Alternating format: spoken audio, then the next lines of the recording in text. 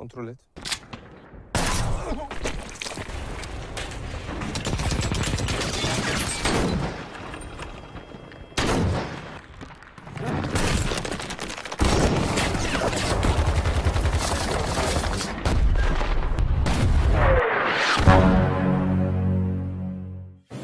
Halo, apa kabar semuanya? Semoga kalian semua sehat. Kali ini si Bray akan membahas alur cerita film yang cukup membrutalkan. Bercerita tentang 7 orang pasukan khusus Turki yang harus berhadapan dengan kelompok teroris. Oke, tidak usah berlama-lama, bagaimana alur ceritanya? Mari kita saksikan sampai selesai.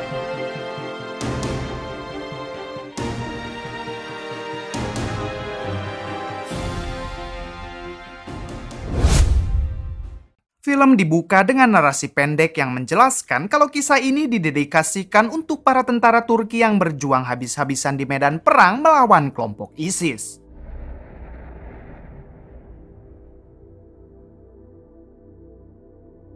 Di awal film memperlihatkan seorang jurnalis Turki bernama Sayida telah tertangkap dan akan segera dieksekusi mati oleh kelompok ISIS. Mereka sengaja merekam aksi ini dan akan disebarkan di internet untuk aksi teror serta membuktikan kalau pasukan ISIS patut untuk disegani. Di balik itu ternyata sudah ada 7 pasukan khusus Turki yang akan menghentikan aksi mereka. Sebagian pasukan khusus terlihat menyamar menjadi warga sipil dan mendekat ke arah TKP. Sementara sebagiannya lagi bersembunyi di balik bangunan dengan senjata snipernya. Hingga ketika ada momen yang pas, pasukan khusus ini segera menghabisi mereka tanpa ampun.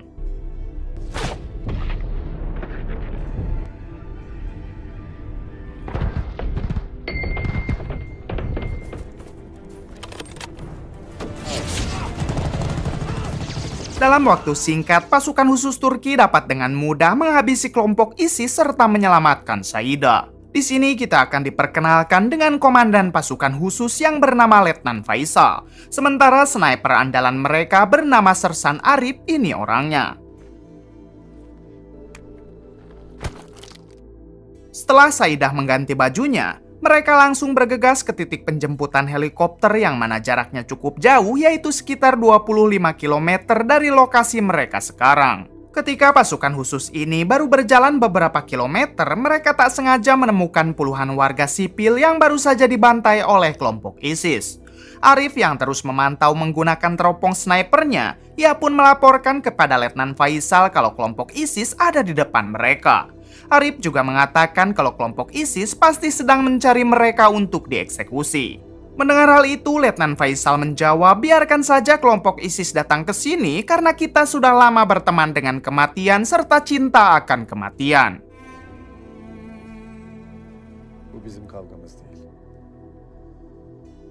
Adegan berpindah ke masa sebelumnya yang mana saat itu Letnan Faisal akan memilih beberapa tentara untuk menjadi pasukan khusus. Semua tentara yang ada di sana berjumlah ratusan orang, namun yang akan dipilih hanya beberapa saja.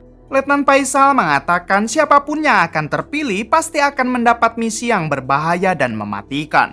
Tidak ada yang akan menjadi tenar, tidak ada yang akan menjadi legenda ataupun pahlawan. Mereka akan langsung dilupakan dan digantikan oleh tentara lain jika gugur dalam perang. Semua hal itu semata-mata hanya dilakukan untuk mengabdi kepada negara. Bahkan saat kita tewas nanti, satu-satunya teman kita adalah keheningan. Semua tentara dipersilahkan untuk mundur sekarang juga jika ada salah satu dari kalian yang takut mati. Namun tidak ada satupun tentara yang gentar dan akan terus berjuang menjadi pasukan khusus Turki.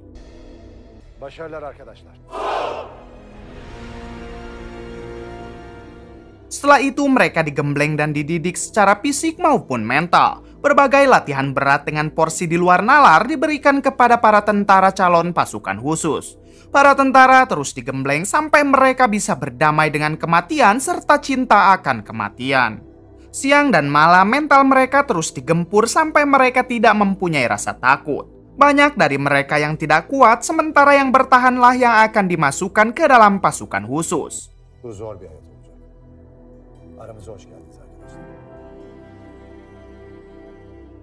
Adegan kembali ke masa sekarang yang mana ISIS mulai mendekat ke arah pasukan Letnan Faisal. Di sini Letnan Faisal memberikan titik lokasi keberadaan musuh lalu meminta pasukan artileri dari markas pusat menembakkan senjatanya dari jarak jauh. Bersamaan dengan itu, pasukan Letnan Faisal ikut menggempur kelompok ISIS hingga mereka berhasil meluluh lantahkannya. Setelah itu, Letnan Faisal mendapat informasi dari markas pusat kalau daerah Kurdi sudah dikuasai oleh kelompok ISIS. Untuk itu, markas pusat meminta tim Letnan Faisal agar segera cepat pergi dari sana. Saidah yang juga mendengar kabar itu, ia pun mengatakan kepada Letnan Faisal kalau ia tahu tempat yang aman untuk mereka berlindung, yaitu di sebuah makam Raja Arkadia.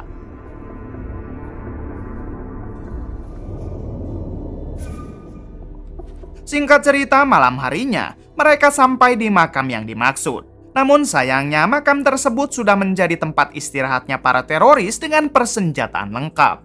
Mau tidak mau mereka harus melawan hingga terjadilah baku tembak.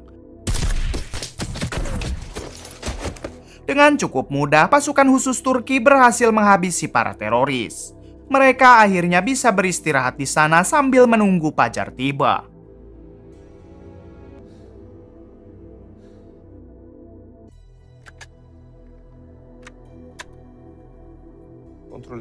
Keesokan harinya, mereka pun kembali melanjutkan perjalanan. Di tengah perjalanan, Arif yang terus memantau, ia kembali melihat kelompok ISIS yang saat itu tengah menyandra beberapa warga sipil. Warga sipil itu terdiri dari pria, satu wanita, dan satu orang bocil perempuan. Mereka yang tidak mau berdiam diri melihat warga sipil diperlakukan seperti itu tentu langsung berniat melawan kelompok ISIS. Di sini mereka membagi tugas. Letnan Faisal dan sebagian anggota diam-diam mendekat ke TKP penyanderaan tersebut. Sementara itu, Arif akan membantu tim dari kejauhan menggunakan senjata snipernya ditemani Saidah. Di bawah komando Letnan Faisal, akhirnya pertempuran pun terjadi.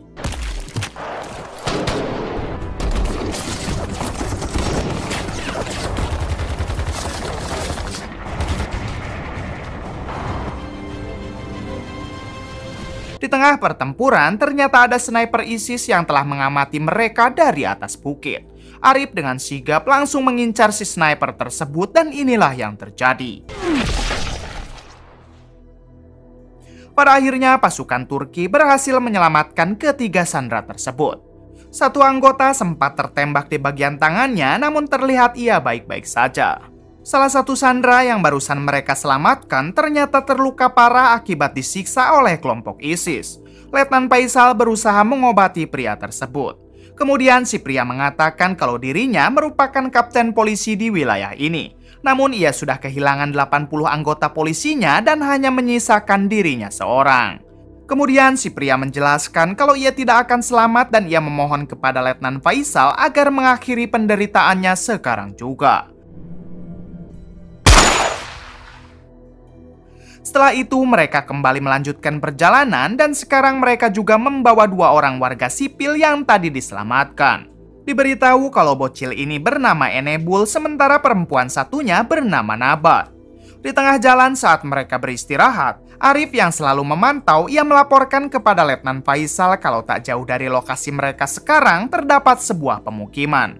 Ternyata pemukiman itu merupakan desa tempat tinggal Enebul dan juga Nabat. Di sini Nabat menjelaskan kalau para tentara Turki bisa istirahat di sana untuk sementara karena desanya aman dari para teroris. Pada akhirnya mereka pun berniat mendatangi desa tersebut karena kebetulan tidak jauh dari desa itulah titik lokasi penjemputan yang mereka tuju selama ini.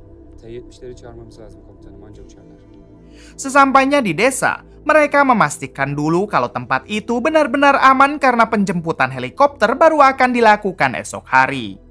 Setelah memastikan aman, akhirnya Enebul bertemu dengan ibunya. Kemudian mereka disambut oleh beberapa warga serta sang kepala desa. Di sini sang kepala desa berterima kasih kepada mereka yang telah menyelamatkan Enebul dan juga Nabat. Bersamaan dengan itu datang seorang pria bernama Boran. Boranlah satu-satunya yang tersisa dari para pejuang yang ada di desa ini. Boran menjelaskan kalau ISIS telah membantai warga desa hingga hanya menyisakan 15 anak-anak serta 25 orang dewasa. Kemudian Boran mengajak pasukan Turki agar menginap dan istirahat di rumahnya saja. Malam harinya saat tengah bersantai di rumah Boran, Tiba-tiba mereka mendapat kabar dari markas pusat kalau ISIS sudah menghabisi tentara Irak dan juga tentara Kurdi. Batalion utama kelompok ISIS akan pergi menuju ke desa yang saat ini mereka singgahi dan akan tiba di esok hari. Untuk itu, markas pusat memerintahkan pasukan Faisal agar segera pergi di waktu fajar sebelum pasukan ISIS tiba.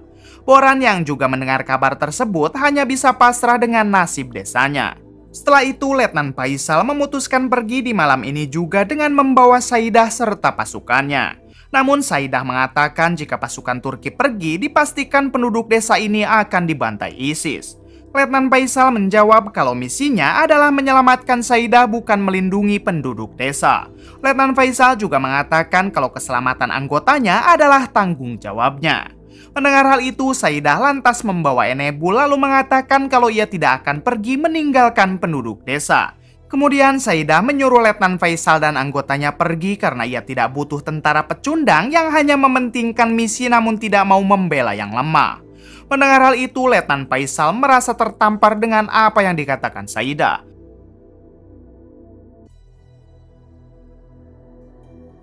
Ia pun langsung meminta pendapat dari para anggotanya tentang apa yang harus mereka lakukan.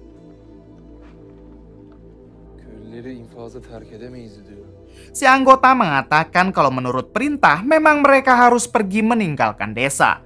Namun hati kecilnya sangat tidak terima jika harus meninggalkan warga desa yang sudah pasti akan dibantai ISIS. Ia juga mengatakan kalau sumpah berani mati seorang prajurit hanya sebuah ucapan jika mereka tidak berani membuktikannya.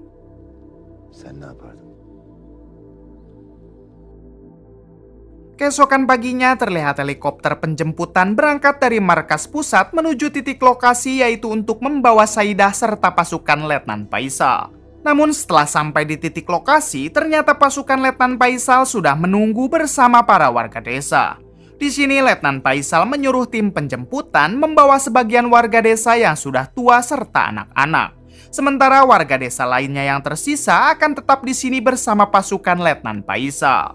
Awalnya Saidah tidak mau ikut dievakuasi dan ingin tetap tinggal bersama pasukan Turki serta beberapa warga desa yang tersisa. Namun Letnan Faisal memohon kepada Saidah agar Saidah mau dievakuasi demi menghargai misi dari markas pusat. Letnan Faisal juga mengatakan kalau Saidah harus merahasiakan tentang apa yang akan dilakukan pasukannya sekarang. Saidah tidak boleh menulis apapun di artikelnya dan biarkan saja nama-nama pejuang Turki terbakar dengan membawa sumpah prajuritnya. Di sini Letnan Faisal memberikan sebuah surat dan Saidah hanya boleh membacanya jika Saidah sudah sampai di markas pusat.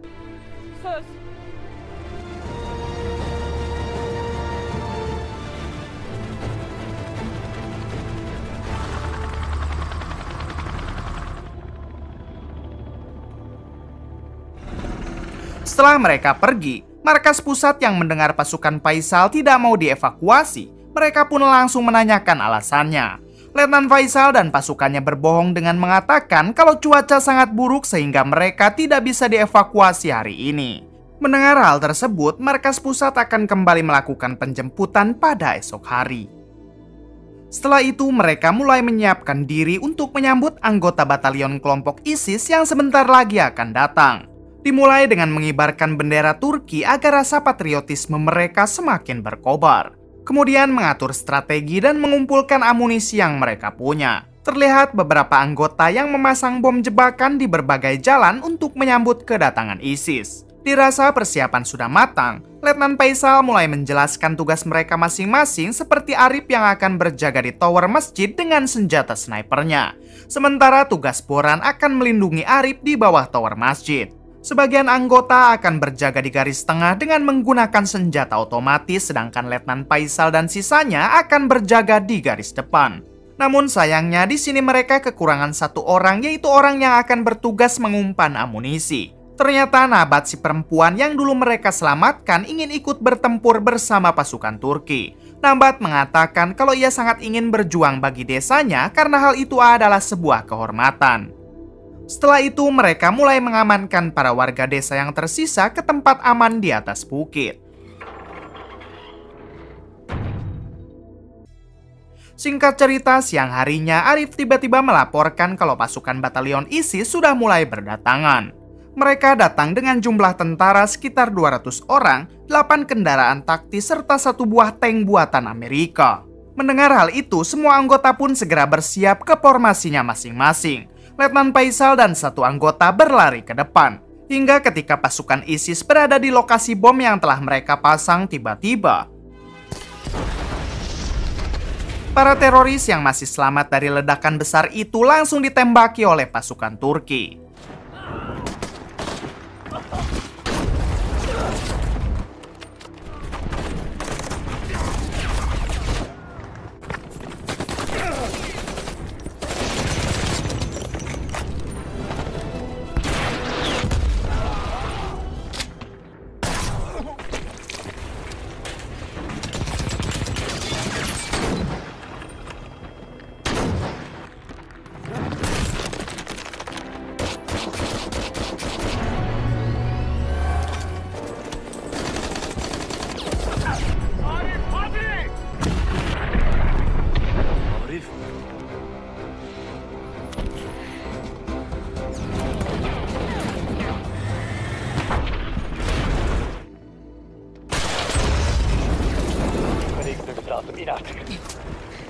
Namun karena jumlah musuh yang memang sangat banyak, pasukan Turki pun mulai kewalahan menghadapinya. Bahkan karena terus digempur dari berbagai arah, Letnan Faisal memerintahkan anggota yang berjaga di depan untuk mundur ke garis tengah. Sayangnya ada 1 anggota yang sempat tertembak dan akhirnya tertangkap oleh kelompok ISIS. Di sini ia pun pasrah mengingat lukanya juga sudah sangat parah. Si anggota yang sadar Arif pasti memantaunya dari jarak jauh. Ia pun meminta Arif untuk merawat anaknya. Arif harus berjanji akan merawat anaknya seperti anak kandung Arif sendiri. Setelah Arif berjanji, inilah yang dilakukan si anggota. Karena terus digempur tanpa henti, akhirnya pasukan Turki bergerak mundur sampai ke garis pertahanan terakhir. Terlihat Boran dan Nabat yang sekarang terluka dan akan dibawa mundur. Sayangnya di sini lagi-lagi 1 anggota pasukan khusus Turki harus tertembak oleh sniper musuh. Ia yang tidak mau menyerah begitu saja langsung menyuruh Arif menembakkan senjata snipernya ke arah sniper ISIS menggunakan badannya sebagai tameng. Arif yang tidak mau kematian rekannya itu sia-sia, inilah yang dilakukan Arif.